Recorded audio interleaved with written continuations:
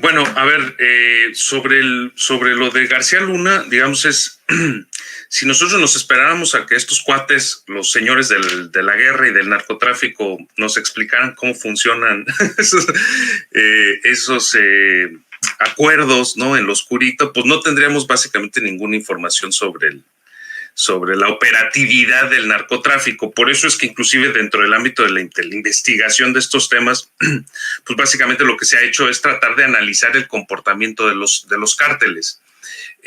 Cuando uno analiza el comportamiento y las trayectorias, las rutinas de los cárteles, pues uno descubre que se comporta como el Estado.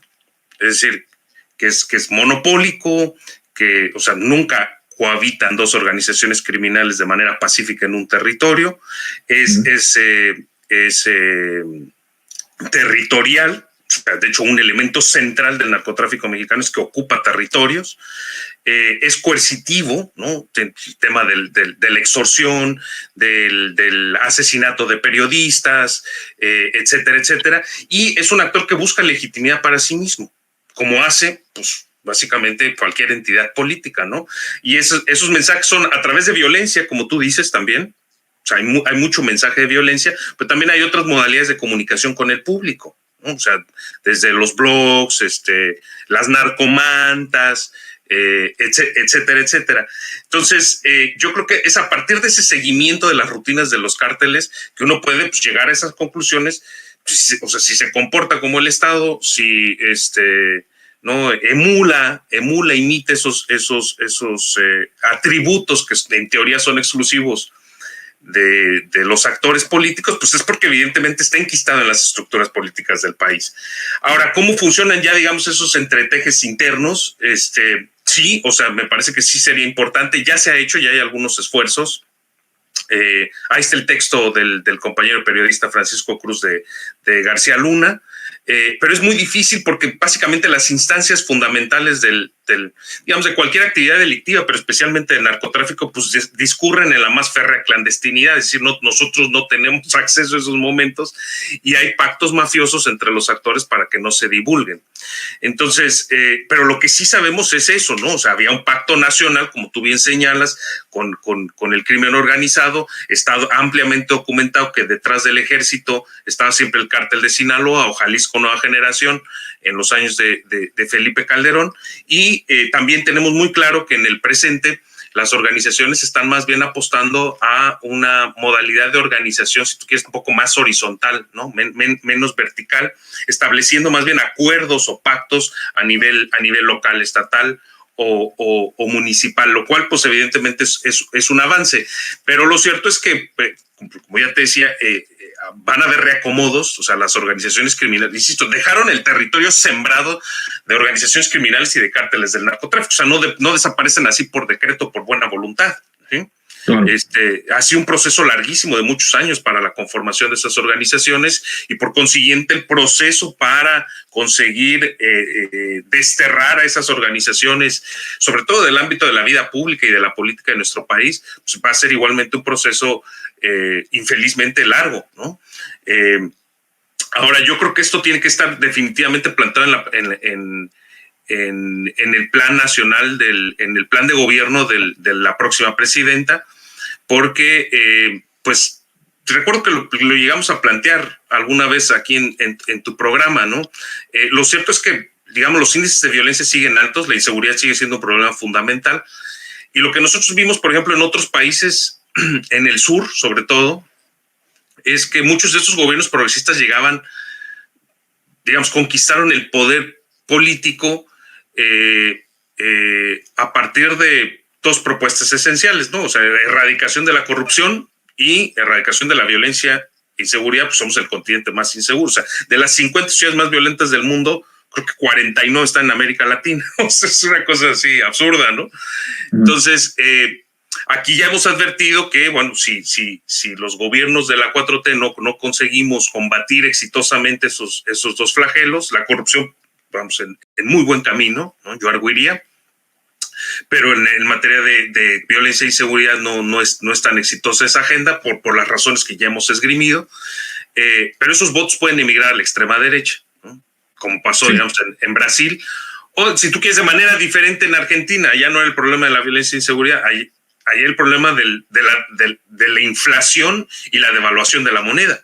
Entonces, los gobiernos progresistas no consiguieron, ¿no?, contener eficazmente esa inflación y la devaluación, y bueno, pues ahí tienes el ascenso de una figura como Milei. Entonces, esas son cuentas pendientes, ¿no?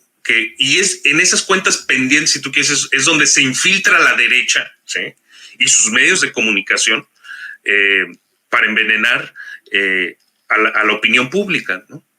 A ver, entonces, crimen organizado, para el segundo postulado, ya ir terminando, sí está presionando para regresar al pacto social, y cuáles son los mensajes que está mandando con esta violencia, sobre todo en esta coyuntura, que como tú bien apuntas, pues es una coyuntura muy apropiada para esta violencia por lo que se juega, ¿no? Tanto electoralmente, estamos hablando de la elección más grande de la historia de nuestro país, ¿no?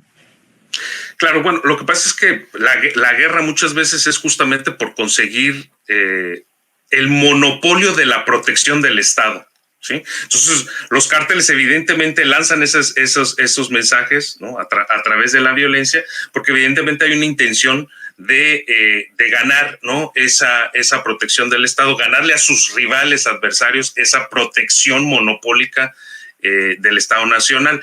Ahora, no lo tienen en el presente como, digamos, en relación con el centro de poder y autoridad nacionales, pero evidentemente pues todos apuntan a tener ese padrinazgo, ese cobijo, y más bien aquí lo que yo querría destacar es las señales que manda la oposición al narcotráfico.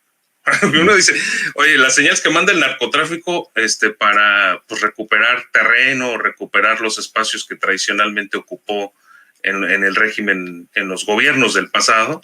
Pero aquí lo que tenemos que analizar es los mensajes que manda también la oposición. ¿Quién están proponiendo como secretario de Seguridad Pública? ¿Quién es el asesor, especialista, consultor del equipo de Xóchitl Gálvez en materia de seguridad? Francisco Cabeza de Vaca. O sea, es un narcotraficante. ¿Sí? Entonces aquí lo que nosotros, o sea, ya ni siquiera es el narco, o sea, sí, evidentemente hay muchas veces esas expresiones de violencia son eso, una modalidad de comunicación con el público y con actores políticos y con actores estratégicos, pero también lo tenemos que ver desde la otra perspectiva. O sea, la oposición claramente está mandando a este personaje para decirles, para mandar ese mensaje al narcotráfico, a sus bases sociales, de que allí sí tienen entrada en el pacto nacional con ellos.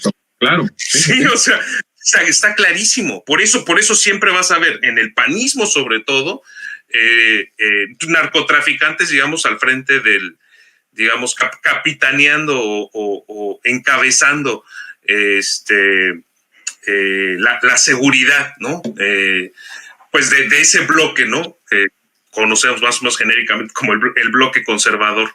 Así que yo creo que hay que estar muy atentos, digamos, en el curso de estos próximos meses a las señales que van en ambas direcciones, ¿sí? Es decir, cómo la oposición trata de seducir, ¿no?, políticamente al narcotráfico, ganar, ¿no?, esa franja de votos que es bastante significativa en el país, y también cómo el narcotráfico intenta mantener los espacios que conquistó, ¿no?, especialmente en los últimos, bueno, en los 12 años de los gobiernos de Calderón y de Peña Nieto, y bueno, pues ahora sí que básicamente lo que alcancen a agarrar, ¿no?, en esta coyuntura, digamos, de río revuelto. Sí es importante entender es que, digamos, la estructura del narcotráfico, la anatomía del narcotráfico ha mudado muy significativamente. Es más difícil combatirlo en estas condiciones porque no hay comandos, ¿no?, centrales o centralizados. Digamos, en todo caso podría decirse que, fíjate cómo todo lo que hicieron los neoliberales lo hicieron mal. O sea, al apostar por el descabezamiento de los cárteles, pues los propios cárteles evolucionaron y se convirtieron en otro tipo de organización que podía sobrevivir a ese descabezamiento. Yo ahí pienso que no fue un error, que todo fue una estrategia que había sido o ha sido planeado en cierto momento, el que tuvieran ese grado de poder sobre todo, y por eso yo decía la cuestión de García Luna, si se confirmara, que para mí no hay ninguna duda, que a partir de ese sexenio de Calderón, se convierte Felipe Calderón en el principal líder criminal del país, no solamente como un pacto de tal vez de protección a uno o a otro, sino incluso como parte del negocio, ¿no? Si vemos la cantidad de dinero que recibe García Luna por parte del crimen organizado, es ingenuo pensar que Felipe Calderón no lo recibió también, o no supo o no recibió parte también de este dinero. Es decir, por eso ponía yo a García Luna como un factor importante de desmembrar todo eso que podemos sugerir, incluso crear hipótesis con factores que nos puedan decir, nos puedan orientar a que sí lo fue así o sí lo es, que fue un narcopresidente, pero el que el secretario de Seguridad Pública lo dijera, por ejemplo, sería como revelador por donde quiera que lo veamos, ¿no? Incluso para las cuestiones propias de la justicia, ¿no? De una persona que descaradamente y cínicamente opina de todos los temas, incluidos los temas de inseguridad, cuando en su gobierno explotó todo esto, ¿no? Entonces, por eso hablaba yo un poco del factor García Luna. Como sea, queda muchísimo, como siempre, en este tema. Ya lo decías tú, hay ciertas cuentas pendientes con respecto a la seguridad, con los matices que hemos aquí dicho que son alentadores, pero también, por otro lado, estamos viendo lo contrario, ¿no? En lo que le apostaban también que iba a fracasar el gobierno, que tenía que ver con la economía, con la cuestión de la pobreza, la desigualdad, los indicadores, todos los indicadores económicos son muy positivos, más de lo esperado. Todos los analistas ahora están arrepentidos de haber apostado de manera política y no de manera técnica, incluso en algo muy banal, por ejemplo, que es el crecimiento económico, ¿no? O sea, el crecimiento económico del país en este año es de 3.4, más o menos 3.3, 3.4 va a ser el crecimiento, y eso rompería todas las expectativas de todos los que decían que no íbamos a llegar, que incluso íbamos a decrecer o íbamos a estar por debajo, ¿no? Del 1%. Entonces creo que hay muchos matices que hay que irlos amarrando, que hay que irlos puliendo, pero pues ya no va a ser en este día, sino lo haremos en los siguientes programas. Mi querido Arsinoe, como siempre es un gusto. Muy enriquecedor platicar contigo. Te mando un fuerte abrazo y nos vemos en 15 días, ¿te parece? Perfecto, así quedamos, mi querido Jonathan. Oye, perdón, nada más 15 segundos. Adelante, sí. Fue esta Xochitl a Uruapan, ¿sí? Hace unos pocos días. No sé si viste. Y desde ahí donde arrancó, digamos, por lo menos de acuerdo a la historia oficial, la guerra contra el narcotráfico, un decapitamiento que hubo ahí en Uruapan, lanzaron algunas cabezas en una discoteca. Por cierto, de hecho, ahí empezó mi interés por estos temas. Te cuento que yo estaba en un hotel al lado de ese recinto, y nos dejaron encerrados porque pues no podían salir los turistas a la calle. Entonces me tocó allí, digamos, el origen de la guerra contra el narcotráfico. Y allá va y se planta, más allá de los errores folclóricos, ¿no? Habituales de la señora, a enarbolar la bandera de la seguridad. O sea, imagínate el nivel de cinismo, mano. O sea, estos cuates, bañaron de sangre al país, y ahora, desde donde comenzó este baño de sangre, van y enarbolan la bandera de la paz y seguridad. Y bueno, ponen como posible, ¿no? Secretario de Seguridad Pública a un narcotraficante confeso. Sí. Es vomitivo todo esto, Arsinoe. O sea, es vomitivo, ya es asqueroso, ¿no? O sea, el cinismo de esta clase política es asqueroso, pero la verdad es que nuestro trabajo tiene que seguir siendo de concientización, porque todavía hay gente, como tú lo decías al principio, que sí se cree por ejemplo, solo ese hecho, que Calderón sí enfrentó al crimen organizado, ¿no? Exacto. Entonces, sigue habiendo en muchos mexicanos esta idea, esta falsa idea, esta completa mentira, ¿no? De que Calderón es el único presidente que ha combatido el crimen organizado. O sea, no tiene ni siquiera por el sentido común que puedas aseverar algo como esto cuando tenías de secretario de seguridad a un narcotraficante, ¿no? Entonces, nada más con ese hecho se puede romper todas estas ideas. Pero hay mucha gente que lo cree.